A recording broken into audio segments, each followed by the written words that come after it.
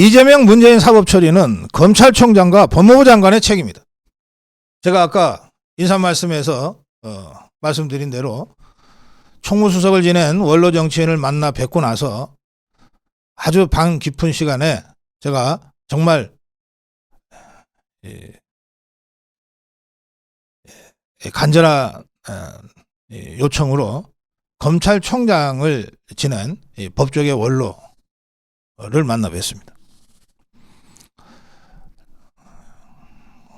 너무 밤이 늦은 시간이라 오래 지체할 수가 없어서 그냥 단도직입적으로 질문했습니다.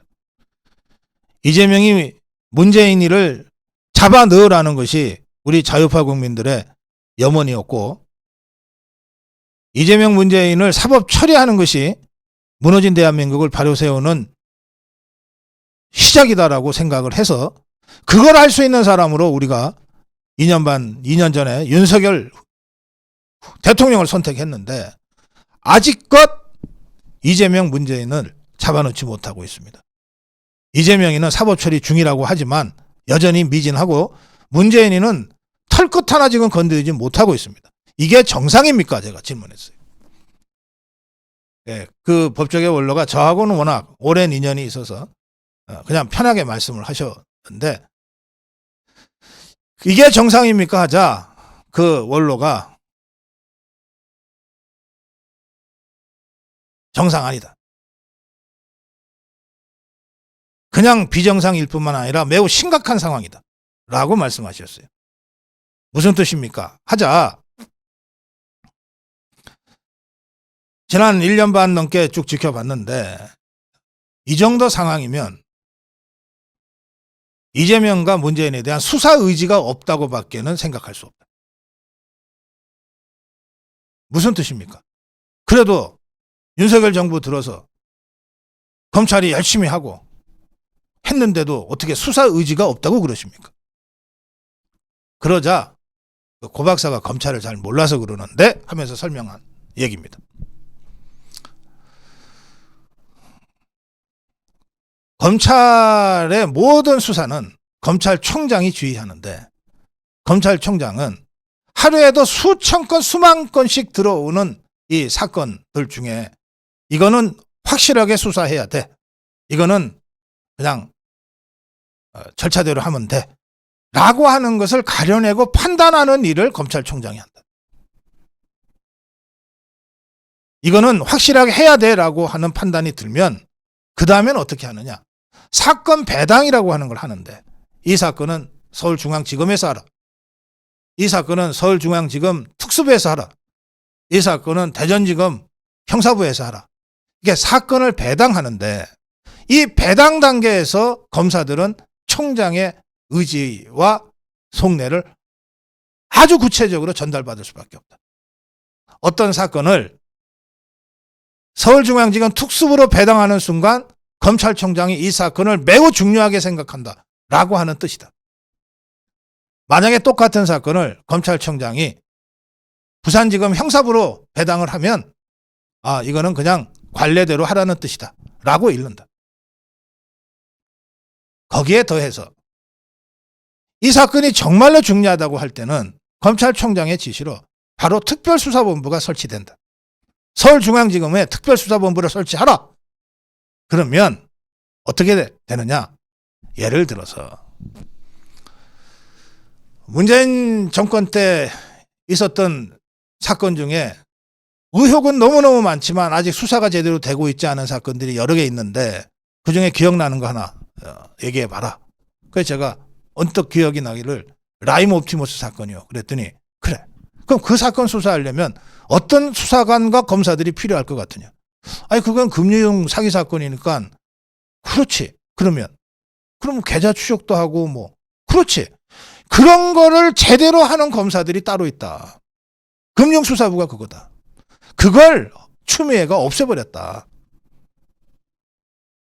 그런데 한동훈이 들어서 그걸 다시 만들어 놨다. 그러면 라임 옵티머스 같은 거는 이게 단순한 금융사기 사건이 아니고 정치 권력과 유착됐을 가능성이 매우 큰 사건이니까 특수부 검사, 권력의 부정부패와 커넥션을 다루는 특수통 검사들과 금융 정보를 확실하게 추적해서 작은 빈틈도 찾아내서 대형 게이트 사건으로 만들어낼 수 있는 금융수사부 검사들이 결합한 특수팀이 만들어져야 된다. 그래야 라임 옵티머스라는 사건이 제대로 조사되고 정리가 되는 거다. 그런데 그걸 안 하고 그야말로 치밀한 금융계좌 추적과 이 특수통 검사의 오랜 경험이 필요한 라임 옵티머스 사건 같은 것을 총장이 그냥 도둑놈 잡는, 조폭 잡는 강력계 경험이 있는 검사한테 그냥 맡겼다. 그것도 한 사람한테 맡겼다 치자. 그 검사는 검찰청장이 사건을 배당했기 때문에 사력을 다해서 밤새워서 수사하겠지만 라임 옵티머스를 파헤칠 수가 없다. 과연 이원석이 그렇게 했느냐? 총장으로서 그런 사건 지휘를 제대로 했느냐? 나는 그 사람의 의지가 있는 것인지를 내가 총장 경험한 사람으로서 내가 의심하지 않을 수 없다. 또 이 검찰총장에 대해서 우리나라에서 검찰총장에 대해서 수사 지휘를 할 수 있는 유일한 사람이 한 명 있는데 그 사람이 누구냐? 대통령이 아니다. 총리도 아니다. 그 사람이 누구냐? 법무부 장관이다. 우리 법에 그렇게 써 있다. 법무부 장관은 서면을 통해서 단일 사건에 대한 수사 지휘를 검찰총장을 통해서 할 수 있다고 돼 있다. 그러니까 대장동 사건이건 울산시 선거농단 사건이건 라임 옵티머스 사건이건 또는 이재명, 김혜경 법카 사건이건 이 사건이 매우 중요하다. 이거는 엄중하게 사건을 파헤쳐서 사법 처리를 해서 사법 정의를 구현해야 된다고 장관이 생각하고 총장이 생각했다면 이대로 수사를 해오지 않았을 거다. 나는 총장을 지낸 사람으로서 내 경험상 한동훈 장관과 이원석 총장의 수사 의지에 대해서 근본적으로 회의를 가진 때가 한두 번이 아니었다. 이게 제가 어젯밤에 들은 법조계 원로의 말씀이었어요.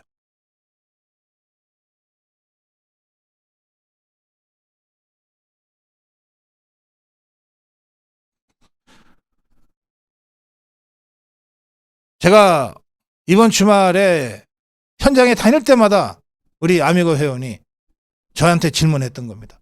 선거에서 이기기만 하면 이재명이는 감옥에 집어넣을 수 있을까요, 박사님? 선거에 이기면 이제 진짜 문재인이 사법 처리가 가능할까요, 박사님?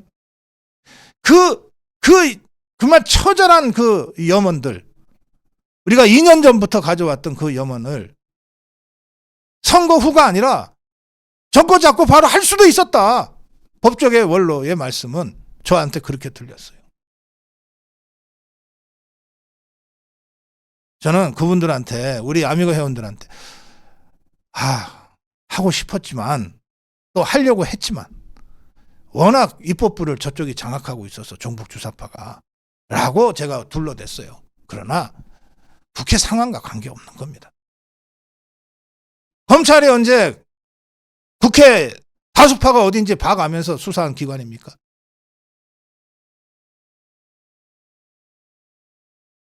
저는 이 점에 관해서 다시 한번 한동훈 법무부 장관, 이미 장관은 그만뒀습니다만 장관 재직 때의 그 판단, 그리고 지금도 총장하고 있는 이원석 총장의 판단과 생각과 선택, 이것에 대해서는 근원적인 문제 제기가 필요하다는 말씀을 제가 여러분께 드립니다. 정론 일침이었습니다.